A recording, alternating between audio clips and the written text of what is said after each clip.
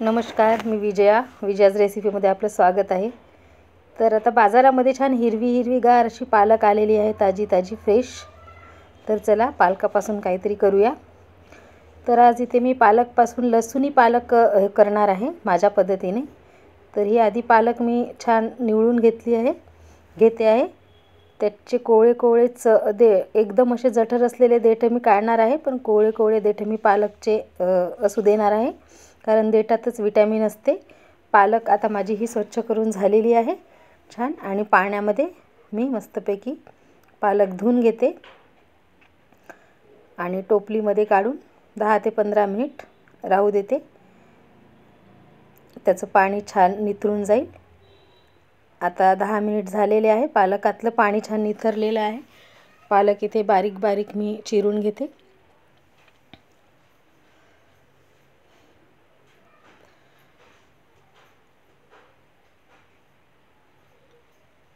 दोन मीडियम आकाराचे कांदे घेतलेले आहे मी, ते देखील मी इथे चिरून घेत आहे।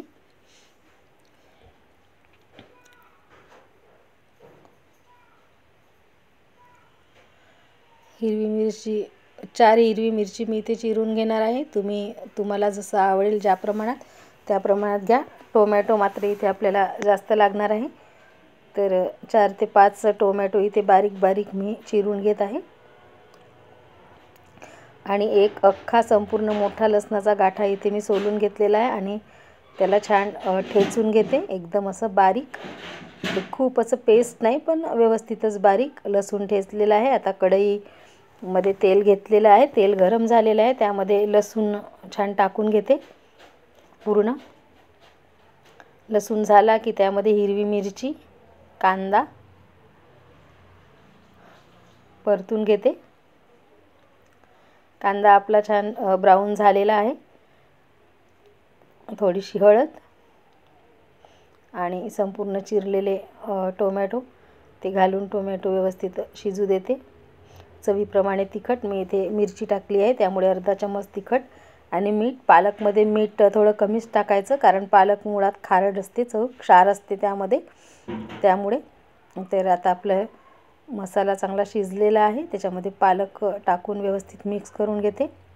अशी लसलशीत ही आपली लसूणी पालक भाजी ही खूप छान चविष्ट अशी भाजी होते। पोळीसोबत, भातासोबत, भाकरीसोबत खूप छान लागते। मी अशाच प्रकारे पालकची भाजी करते। आठवड्यातून 2-3दा तरी पालक ही खायला पाहिजे। लोह भरपूर प्रमाणात असतं पालकमध्ये। तर भाजी झाकण ठेवलेली होती मी, ती शिजली आहे। असंच झाकण ठेवून पूर्णपणे भाजी छान संपूर्ण पाणी आटेपर्यंत शिजून घ्यायची भाजी। अशी लसलशीत ही भाजी होते मस्तपैकी। तर भाजी आता झालेली आहे।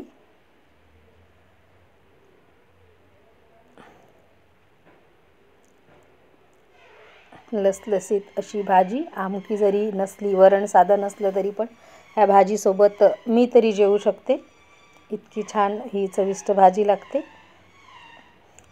ही भाजी जशी पोळीसोबत लागते तशीच भातासोबत देखील छान लागते, त्यामुळे गरम भात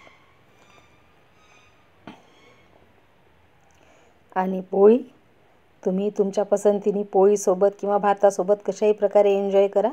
तर ही माझी लसूणी पालकची रेसिपी कशी वाटली मला नक्की कमेंट करून सांगा। आणि रेसिपी पाहत असताना सबस्क्राईब करायला विसरू नका आणि माझ्या पेजला फॉलो करायला विसरू नका। थँक्यू।